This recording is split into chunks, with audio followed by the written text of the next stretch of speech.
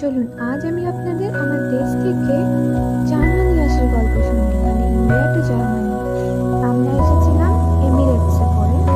আমার শ্বশুরবাড়ি থেকে কলকাতা এয়ারপোর্ট ভীষণ কাছে, তো আমরা ভোরবেলা, আমাদের 9টা থেকে ফ্লাইট ছিল, তো আমরা ভোরবেলা ক্যাবে করে এয়ারপোর্ট আসি। ওখান থেকে লাগেজ ব্যাগ সমস্ত কিছু দিয়ে ইমিগ্রেশন লাইনে দাঁড়াই। সেখানে আমাদের ভীষণ ইজিলি ইমিগ্রেশন হয়ে যায়। তারপর আমরা কিছুক্ষণ সুযোগ পাই বসার, ওখানে আমরা একটু সামান্য কিছু ব্রেকফাস্ট খেয়ে নিই দুজনে মিলে। তারপর আমরা বোর্ডিংয়ের জন্য অপেক্ষায় থাকি। অনেকক্ষণ আমরা বসেছিলাম, প্রায় 1.5 ঘন্টা 2 ঘন্টা মতো। তারপর সোয়া নটার সময় আমাদের বোর্ডিং স্টার্ট হয়েছিল।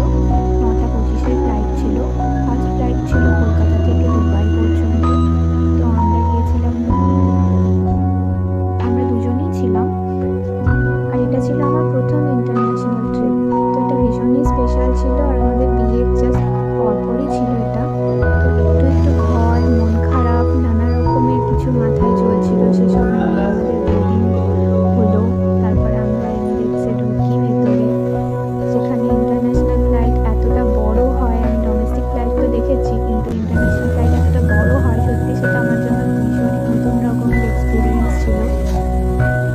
তো এমিরেটসে ঢুকেই ছিল বিজনেস ক্লাস, তারপরও পরে পেছনে দিকে ছিল ইকোনমি ক্লাস। তার মধ্যে আমার হাজব্যান্ড, যেহেতু আমাদের দুজনের একটু বিয়ের পরে প্রথম যাত্রা ছিল, আমার হাজব্যান্ড চেয়েছিল আমরা দুজনেই যাতে পাশাপাশি সিটে বসতে পারি, তাই জন্য এমিরেটসের পেছনের দিকে 2 সিটার সিটও স্পেশালি আমার জন্য বুক করেছিল, যাতে আমরা দুজনে কমফোর্টেবলভাবে যেতে পারি আর মাঝে কেউ না থাকে। তো যাই হোক, সেখানে গিয়ে বসে ভীষণ আনন্দ করে আমরা সারাক্ষণ গল্প করি, নানা রকম ফিউচার প্ল্যান করি, নানা রকম যাকে বলে আর কি রঙিন স্বপ্ন দেখা, সেরকম শুরু করি।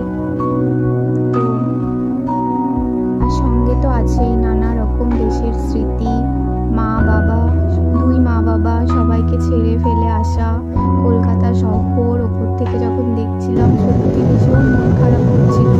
মনে হচ্ছিল আবার কতদিন পর এখানে আসবো।